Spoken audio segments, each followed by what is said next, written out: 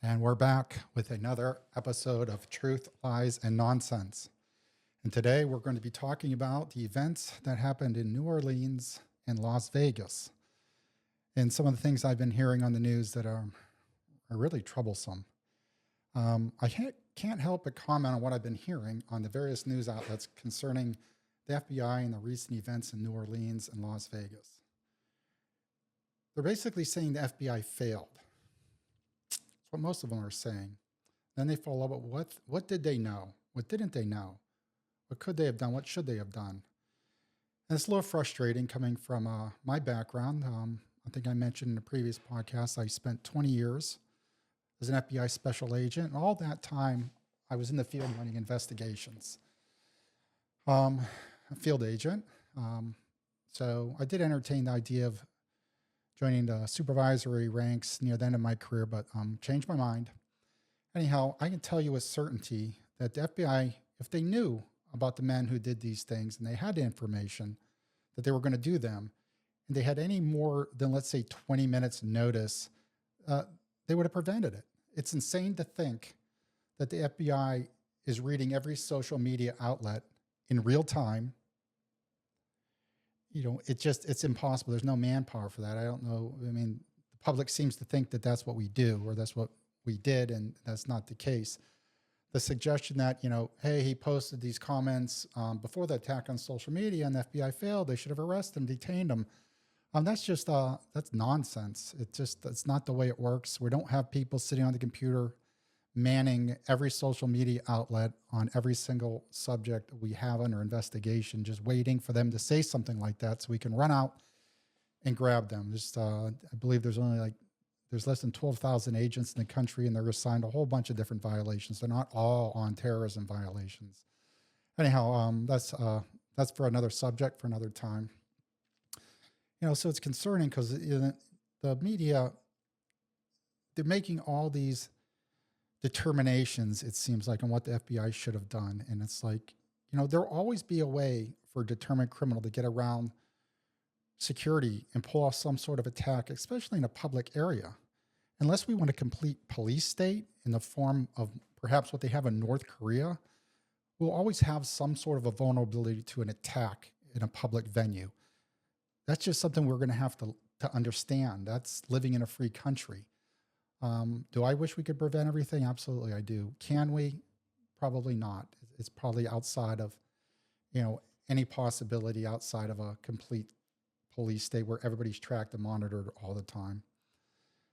So, having said that, I'm not going to go into all the ways where I could circumvent or defeat a security measure to conduct an attack, but I can assure you it can be done.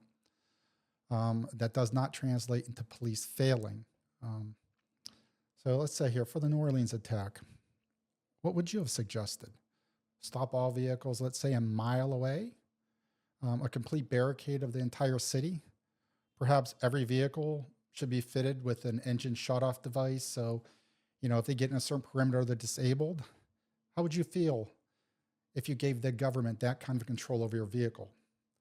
And could that technology be hacked? Could it be overridden by an adversary? And then what? Then you're going to blame who?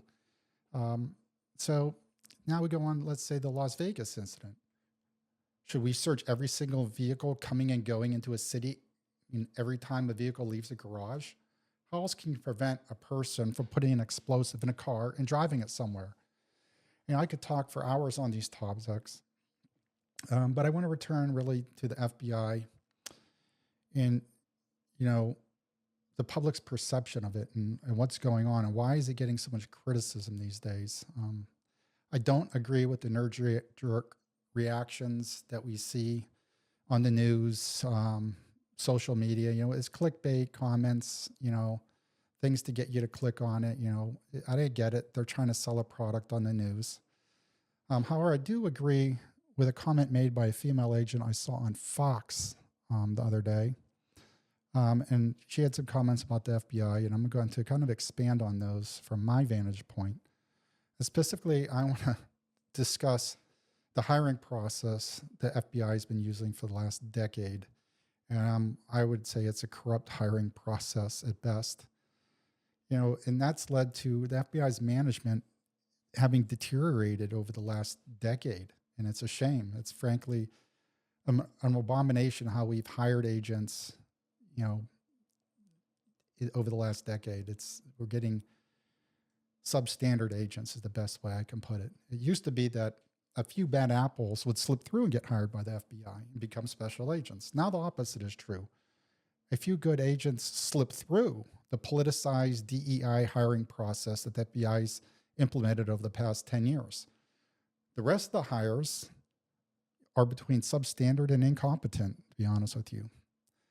How did this happen?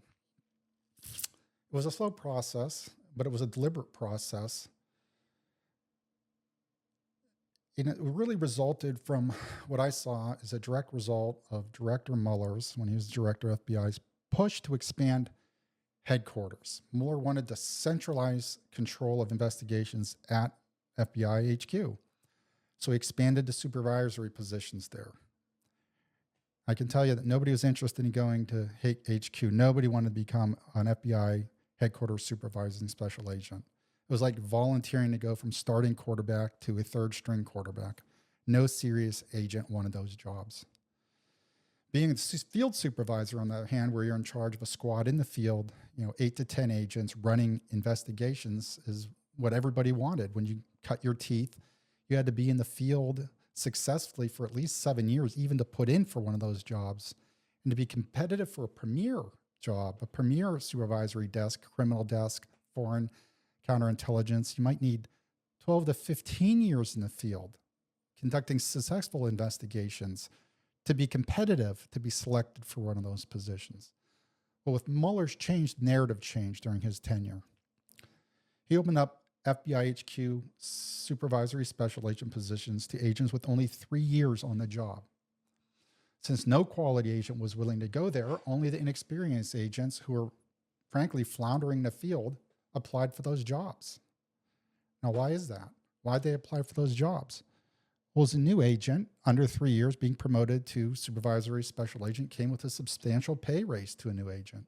A three-year agent would go from a government schedule 10 to a government schedule 14. That was a significant pay raise for them, being 3 years and moving to that higher 4 pay grades up, 4 scale increases.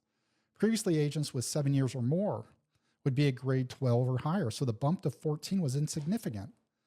And they didn't want to go to headquarters in the first place. The pay wasn't worth it, and it wasn't what they signed up to do. To pour gas on the development, Mueller made it so that after 18 months at FBI HQ as a supervisory special agent, you could return to your original field office and keep your pay. You're saying, okay, well, they're back in the field agents, but they didn't stay there long because they were never good field agents anyhow. Well, what Mueller also did is he gave preferential status to FBI headquarters SSAs that went back to the field when they were applying for field desks, those coveted field desks that generally only went to the experienced agents, ones that were really doing a good job out there. So now these new SSAs with 3 years or less did 18 months. Now they're back in the field with 4 to 5 years on the job. 2 of those years, probationary agents, 18 months at headquarters, really not very much field time, almost no field time running their own investigations. But now they get preferential selection, priority selection preference for those field desks. And they would get those field desks because of that. So where am I going with this? Well, those special agents then began to sit on the new agent hiring boards, the interview panels. They would be the ones critiquing and selecting or help select the new agents that were applying for the Bureau. Well, I hate to say it, but birds of a feather flock together, and they only selected agents who were like-minded with them. They didn't want to be outshined, and they were, frankly, I think, intimidated by agents who were alpha males. They didn't like them. So those guys kind of fell by the wayside in the hiring process over the last decade. So now you have this special agent force that aren't alpha males and females, but rather yes men. They couldn't really think on their own in the field. Now, for all his faults, Director Comey actually had a plan to change the hiring and promotion system to FBI. He had a plan even to remove supervisory special agents that were duds. Well, when he left, that plan left. Now, adding to the decline of what I saw it as the field agent and the SSAs and management as they moved up to higher management positions out of SSA was the dreaded cell phone. What this gave now is it gave the supervisory special agents direct contact with their agents out in the field all the time. And the new agents, unwilling to buck the system, unwilling to rely on their own training, would call back constantly asking for advice from their SSA. SSAs that had almost no field time. So they're getting bad advice, making bad decisions. They can't make decisions on their own. So now incompetent, inexperienced SSAs are running nearly all FBI investigations out in the field. It became ridiculous, the level of investigation, and the ones that really just petered out because of that. New agents just almost were incapable of thinking on their own in the field. They were terrified to make a decision without first checking back with their SSA. You know, and that was just disappointing. I have to say, it's one of the reasons I retired when I did. It was just got untenable to be around that environment anymore. Anyhow, where do I go from here? It's really upsetting to have to do this on a podcast, but I don't know any other way to get the message out there. So I've seen, these new agents sitting at their desk conducting phone interviews rather than taking 30 minutes to drive and do an in-person interview. And it seemed to me mainly they were afraid of personal interaction. They didn't want to be in uncomfortable situations, or perhaps they didn't want to have a confrontation. They did everything remote. A lot of them did. It was insane. Is this the kind of agent you want to protect your freedoms, looking, at your enemies, trying to capture your enemies, agents who sit back in the comfort of their office conducting phone interviews instead of going and connecting them in the field?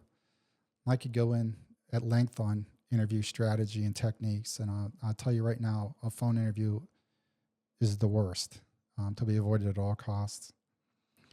And these new agents, they were always more concerned with getting home for dinner on time than actually expediting an investigation. I've seen them postpone investigative actions because it got late in the day and it would delay them getting home. I was once admonished by my new supervisor when I asked why a junior new agent was assigned as a training agent for a probationary agent. A probationary agent is an agent in his first 2 years out of the academy. So I'm like, why is this junior agent becoming a trading agent? And I was told, frankly, it's because management didn't want me rubbing off on them, because I rubbed management the wrong way. I wasn't a yes man. I spoke up. I pointed out failures and issues with support employees or other agents, and nobody wanted to hear that. It just became ridiculous. I refused to conduct myself to this, substandard behavior that the new agents were abiding by, calling in every 15 minutes, 10 minutes, checking with your supervisor. I mean, it was more like daycare than people going out in the field and conducting investigations. I can only hope that the next director of the FBI has the personal wherewithal to make substantial changes to how the FBI selects new agent candidates, how it promotes agents to SSA and above. We're going to be in for a very disappointing future for federal law enforcement. I mean, there's just no way around it. It's just a complete failure.